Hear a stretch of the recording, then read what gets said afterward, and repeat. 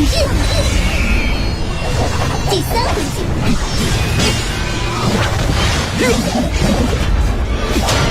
宝藏出产名为海底沉银器，天海城附近海域的银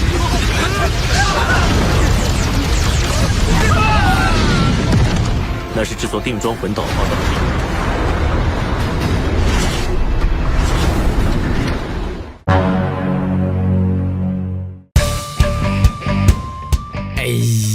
Oke guys, welcome back to Cakra Diva Reinkarnasi dalam pembahasan alur cerita Solen 2 Jusitamen episode ke-157. Seperti biasa kita review dulu pembahasan alur cerita episode sebelumnya, di mana Yuho sudah bertemu dengan tubuh asli Lia dan mengungkapkan bahwa cara satu-satunya untuk menyelamatkan putri laut bungsu itu adalah mengubahnya menjadi roh jiwa. Karena Yuho adalah penolong yang sudah diverifikasi oleh Tang San, Hai Gongju pun mengizinkan proses pengikatan jiwa. Sekalipun telah mendapat penjelasan kalau tingkat keberhasilannya cukup rendah mengingat kebencian putrinya pada manusia. Dan benar saja proses pengikatan roh jiwa nyaris saja gagal kalau tidak dijembatani oleh berkah duyung yang sempat diberikan oleh jiwa pendendam Lia sebelum menghilang. Akhirnya Lia pun resmi menjadi roh jiwa ke-6 Yuho dan mengikuti tuan jiwanya kembali ke medan perang yang telah memanas karena kota Tianling sebagai pondasi terakhir Kekaisaran Tianhun telah dikuasai oleh Kekaisaran Ryu. Sementara 7 Moses Rek masih terkunci di dalam pesawat mayit hidup. Gimana cerita selanjutnya? Langsung aja kita terobos.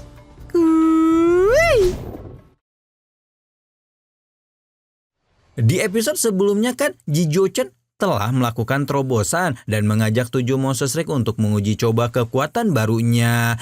Sekarang kita akan lihat bersama-sama bagaimana pertempuran si ahli pedang versi Solen 2 bertarung melawan Xiao Xiao yang konon katanya dianggap sebagai 7 Moses Rek paling lemah di kelompoknya. Namun seperti yang bisa kita lihat sendiri, Xiao Xiao sama sekali tidak menunjukkan kerugian ketika bertarung dengan Ji Jiuchen yang secara kekuatan roh sudah melampaui dirinya. Yang lebih mengesankan lagi, pada awal pertempuran Xiao Xiao hanya menggunakan seruling Phoenix dan satu roh pelindungnya saja untuk bisa membuatnya menahan serangan Ji Jiuchen.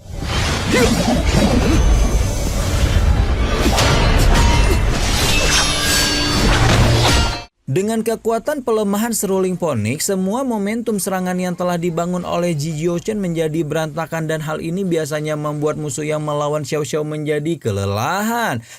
Baru setelah momentum serangan Ji Jiuchen dapat dilemahkan, Xiao Xiao mulai mengeluarkan roh pelindung keduanya yaitu kuali jiwa Sanseng yang menyebabkan penganut jalan pedang itu harus ekstra fokus dalam menyerang sekaligus bertahan karena menghadapi gempuran bertubi-tubi dari Xiao Xiao. Ji Jiuchen bahkan sudah harus menggunakan teknik wujud roh pelindung featuring cahaya penghakiman sebelum akhirnya berhasil melewati gangguan teknik Xiao Xiao dan menebas si pemilik teknik.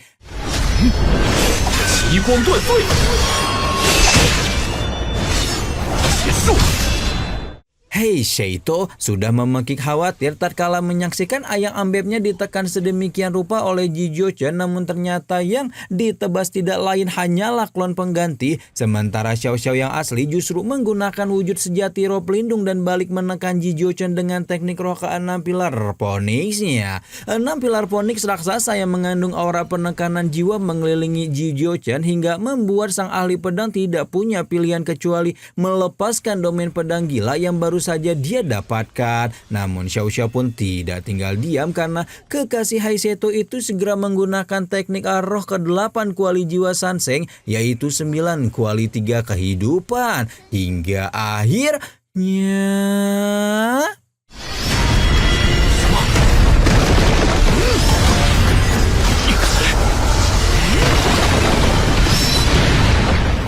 Akhirnya ledakan dahsyat karena benturan dua teknik roh tingkat tinggi menggoncang seluruh pesawat mayat hidup Yuho sebelum kemudian Ji Jiuchen menarik kembali pedangnya setelah mengakui kekalahannya kepada Xiao Xiao dalam pertarungan ini. Xiao Xiao dengan gembira memutar seruling 9 Phoenix dan berterima kasih kepada Ji Jiuchen yang sudah mengajaknya melakukan latih tanding menyenangkan ini. Sementara itu Hei Sheto langsung menghampiri kekasihnya dengan ekspresi yang tidak kalah gembira, memuji Xiao Xiao dan menyebut kalau kalau mungkin dia pun bukanlah lawan sepadan untuk gadis itu apabila harus bertarung di area terbatas seperti ini. Dipuji sedemikian rupa membuat Xiao Xiao semakin besar hulu alias besar kepala, bukan besar yang itu, dan meninju dada Heiseto seolah berkata, makanya jangan macam-macam ya Kang.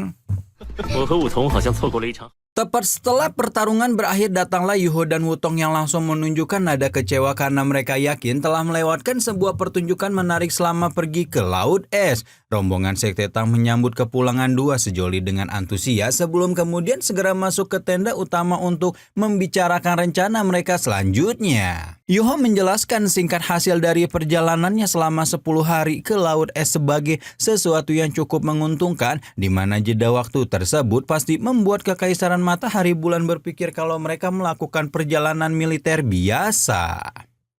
我在滨海耽误了10天时间。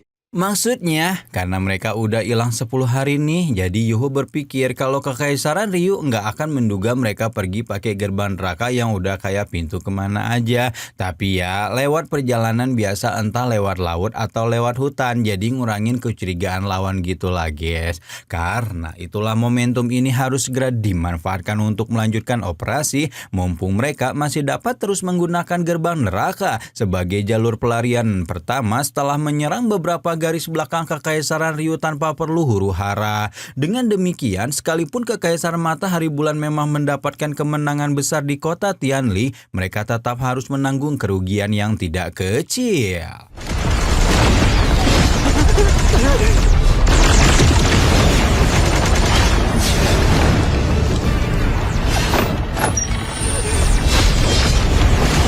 Dan benar saja apa yang diduga Yuho, kabar tentang jatuhnya kota Heiyu serta 12 kota lain di wilayah selatan Kekaisaran yang berada dalam keadaan darurat ini langsung menyulut emosi Su Tianran hingga membuat Kaisar Matahari Bulan itu meluapkan kemarahannya di depan para petinggi militer. Sebelum Kaisar Matahari Bulan itu semakin emosi jiwa, Perdana Menteri kembali membuka suara dan mengemukakan pemikirannya tentang tujuan para penjelajah yang sepertinya berniat menggoyahkan kepercayaan rakyat kepada Su Tianran. Karena itulah menurutnya mereka justru tidak boleh termakan jebakan sehingga mengendurkan serangan dan terus maju demi menstabilkan mental pasukan militer di garis depan peperangan.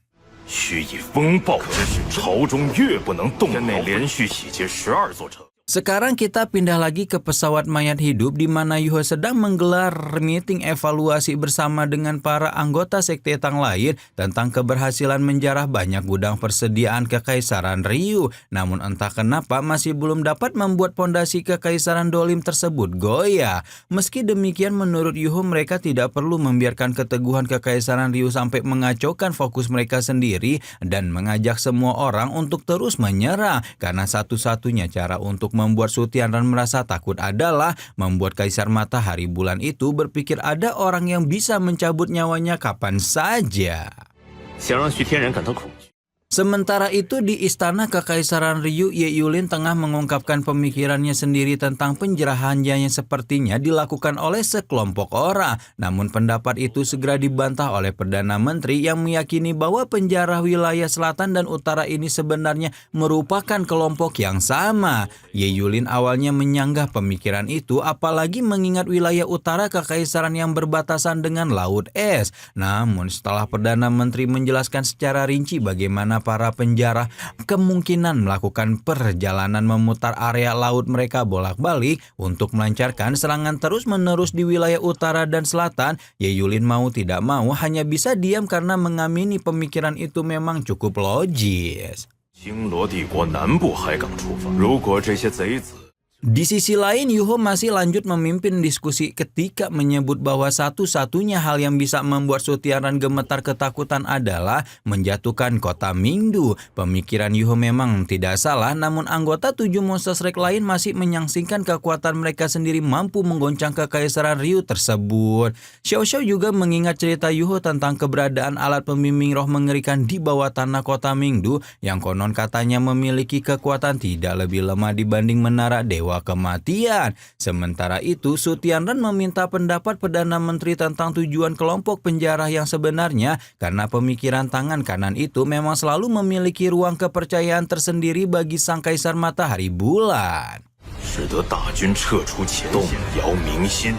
Perdana Menteri berpikir mendalam sebelum kemudian mengemukakan kalau menurutnya tujuan utama para penjara adalah mengacaukan pemerintahan dan menggoyahkan hati rakyat dengan memaksa mereka menarik pasukan besar dari garis depan pertempuran. Perdana Menteri yakin bahwa musuh yang mereka hadapi sangatlah cerdik dan karena itulah mereka harus segera menemukan cara untuk menghancurkannya. Perbuatan onar sesuka hati ini tidak bisa dibiarkan apalagi momentum peperangan garis depan pimpinan Juzi terus menunjukkan tren positif yang harus dipertahankan. Perdana Menteri berpikir bahwa mereka harus mendukung pasukan garis depan, sementara rombongan Yuho dan Sekte Tang mulai membicarakan Kopmaster pembimbing roh Kekaisaran Ryu yang menjadi ancaman terbesar. 你的意思是？ Yang belum tahu, Kopmaster pembimbing roh Kekaisaran ini bisa dibilang adalah pasukan Master pembimbing roh yang menjadi kartu as Kekaisaran Ryu. Mereka jarang diterjunkan langsung ke dalam peperangan, sehingga kekuatannya belum dapat diidentifikasi dengan baik. Nah, karena inilah Yuho terus menggunakan taktik memancing harimau keluar dari gunung, di mana harimau yang dimaksud tidak lain adalah si Kopmaster pembimbing roh Kekaisaran Ryu agar meninggalkan kota Mingdu. Dan Voila, strategi Yuho benar-benar berbanding lurus dengan pemikiran Perdana Menteri yang sekarang mengemukakan ide pada Su Tianran untuk mengerahkan Kopmaster pembimbing roh secara rahasia ke wilayah selatan. Perdana Menteri berpikir bahwa Kopmaster pembimbing roh Kekaisaran dapat memberikan pukulan telak pada para penjara, namun saran itu langsung ditentang keras oleh Yi Yulin yang menganggap pasukan rahasia itu sudah memiliki tugas utama untuk menjaga keamanan kota Mingdu. Nah, tapi ada lagi pemimpin militer lain yang balik mengcounter pendapat Yi Yulin karena menurutnya langkah beresiko ini justru menjadi kesempatan terbaik bagi mereka untuk meraih kemenangan. Perdebatan panas terus berlanjut di antara para pemimpin Kekaisaran Ryu, di mana satu pihak kekeh menginginkan Kopmaster pembimbing roh Kekaisaran untuk tinggal di sisi Su Tianran, sementara pihak lainnya menyebut bahwa keberadaan mereka pun sudah cukup untuk melindungi Kaisar. Dan akhirnya, 就依首相所言， Akhirnya Su Tianran mengakhiri perdebatan panjang itu dengan mengikuti saran Perdana Menteri yang tentu saja membuat strategi Yuho berjalan dengan mulus. Karena ketika Kopmaster pembimbing roh menuju wilayah selatan, mereka akan segera memutar balik ke kota Mingdu yang menjadi jantung pertahanan lawan. Maksudnya putar balik pakai gerbang neraka ya guys ya, karena ceritanya kan memang para petinggi Kekaisaran Ryu ini tuh belum mengetahui kalau penjara yang mereka buru memiliki pintu kemana aja semacam ini. Rombongan Sekte Tang sudah siap banget membuat kekacauan dan oleh karena itulah tanpa membuang lebih banyak waktu, Yuho pun mengumumkan bahwa mereka akan segera bergerak menuju kota Tianhai sebagai target pengalih perhatian untuk Kopmaster pembimbing Kekaisaran Ryu. 不错。 Sekarang kita pindah dulu ke kota Tianhai yang sedang ditargetkan oleh Yuho, di mana pemimpin kota yang kita sebut aja dia Bambang tengah deg-deg share merinding remang-remang bulu ketek saking permohonan untuk mengerahkan Kopmaster pembimbing roh Kekaisaran ke kota mereka terus ditolak oleh komandan militer. Saat ini Bambang sedang dilanda kekhawatiran karena entah kenapa dia yakin kalau pasukan musuh misterius yang menjadi momok di kota Kekaisaran Ryu sepertinya berkeliaran di dekat mereka. Namun Bambang sudah tidak bisa berbuat apa-apa dan mengajak seluruh pasukannya untuk mengupayakan yang terbaik terlepas dari apapun hasil dari usaha yang telah mereka lakukan. Dan benar saja tidak lama setelah mengatakan demikian, sebuah mata raksasa terbuka di langit di mana mata raksasa itu sudah dikenal sebagai tanda awal keluarnya musuh misterius yang telah menghancurkan banyak kota di Kekaisaran Ryu. Meskipun sudah memikirkan beberapa dugaan, Bambang tetap panik bukan kepalang ketika skenario terburuk yang ada di otaknya benar-benar terjadi. Yang berbeda adalah penyerangan ini datang terlalu tiba-tiba sehingga mereka tidak memiliki waktu cukup untuk melakukan segala hal yang telah dipersiapkan. Tanpa menunggu lama, Yuho menggunakan kejutan spiritual untuk mengganggu fungsi alat deteksi roh di kota Tianhai sebelum kemudian komando diambil alih oleh 7 Moses Rex lain yang menyerbu masuk ke dalam kota.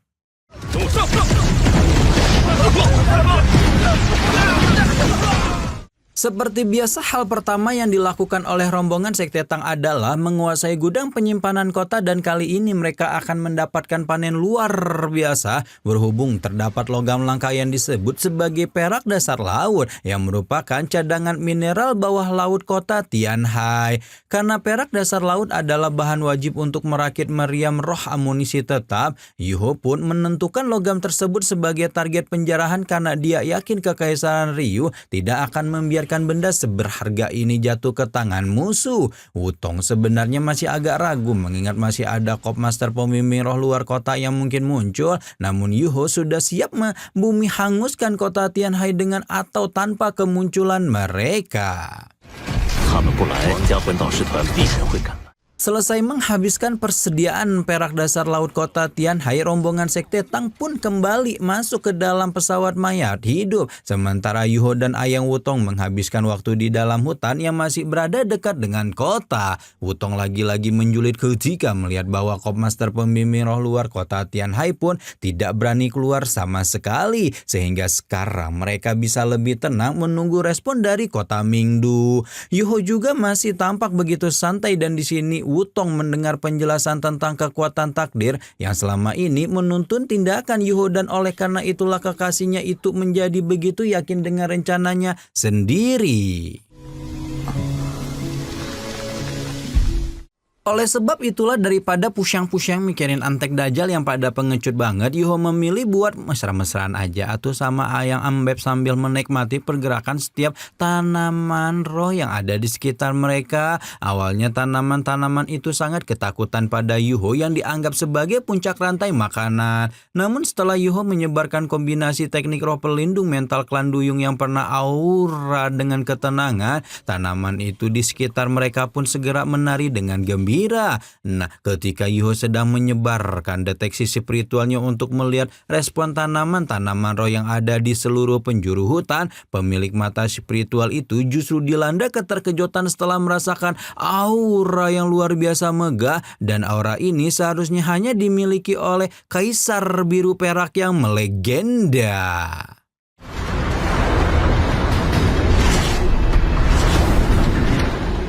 Dan akhirnya Yuho nemu juga nih Kaisar Biru Perak yang dibutuhkan oleh Tang Ya untuk memulihkan diri. Penasaran banget gak sih gimana bentukan pewaris Ahyin dan Tangsan versi Solen 2 ini? Mana baru juga nemu Kaisar Biru Perak, mereka udah bakal keganggu sama Cop Master pembimbing roh kekaisaran lagi. Penasaran gimana cerita selanjutnya? Nantikan terus pembahasannya hanya di Cakra Diva ya. Rama di sini pamit, bye bye.